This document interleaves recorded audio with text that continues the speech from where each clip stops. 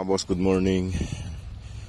Dinala na po sa akin yung itong aso kasi pinaalis na po dun sa accommodation ng kapatid ko. Hindi ko rin may lagay dun sa taas ng sa accommodation na yung mga boss kay bawal dun. Ayan, pinakakain siya. Mahilig siya sa saging, ayan, kumakain siya. May tubig siya. Ayan, pansamantala ginawan ko siya rito ng tulugan niya. Kasi wala akong mapaglagyan. Pasensya na po mga boss, kay tinali ko siya. Tinali ko muna siya kay hindi pwedeng walang tali kay tatakas siya. Ginupitan ko na siya kahapon. Ayan. Iiwan ko siya rito.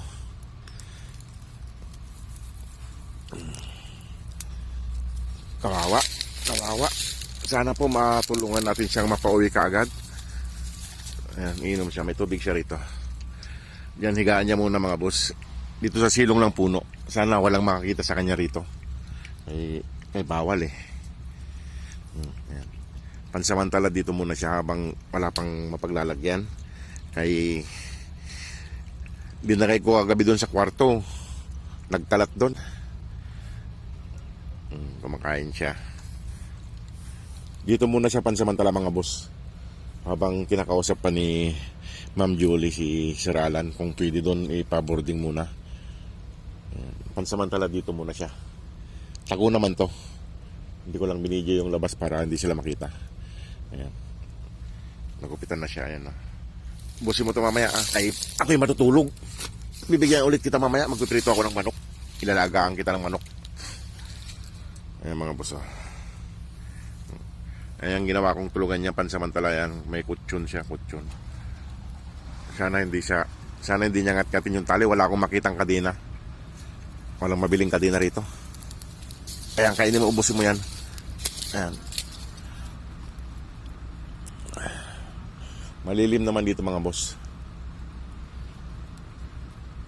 Sana walang makakita sa kanya. Kainin mo yung saging. Kainin yung saging. Ayan siya. Ayan na siya mga boss. Kakainin niya mamaya yung saging. Kay paborito niya rin ng saging. Wala akong makitang panali sa kanya. Walang kadena, walang mabili rito. Diyan, higa ka dyan lang sa kutsyon ha. Para kwan. Yan sa mga buso. May eksena yung buhok niya. Puro kan dito. Hindi ko pa nalilinisan kay kwan pa lang ako dito eh. Iwan kita rito ha. Kaya ako ipapasok mamayang gabi. Anong oras na oh? Mag-alas 10 na. Wala pa akong kain. Iniuna kita. Para kwan. Sa mga gusto pong tumulong mga boss kay Dugi para mapauwi natin sa Pilipinas, para mapaganda ang buhay niya. Ayan. Sana matulungan natin siya kung sino. Ayan, may sugat siya mga boss. Ayan, may sugat siya. Ayan, may sugat. Wala akong betadine eh. May sugat-sugat siya eh. Ayan. May higa ka na doon. Higa na doon. Higa doon. Higa doon. Higa. Ayan mga boss, may tubig siya rito. Hindi niya naman siguro mauubos yung tubig. Sana hindi siya awayin dito ng mga kung may pupunta man dito. Ito may puno sa taas mga boss. Ayan, puno. May puno dito. Ayan, puro puno. Ayan, malilim dito. Ano?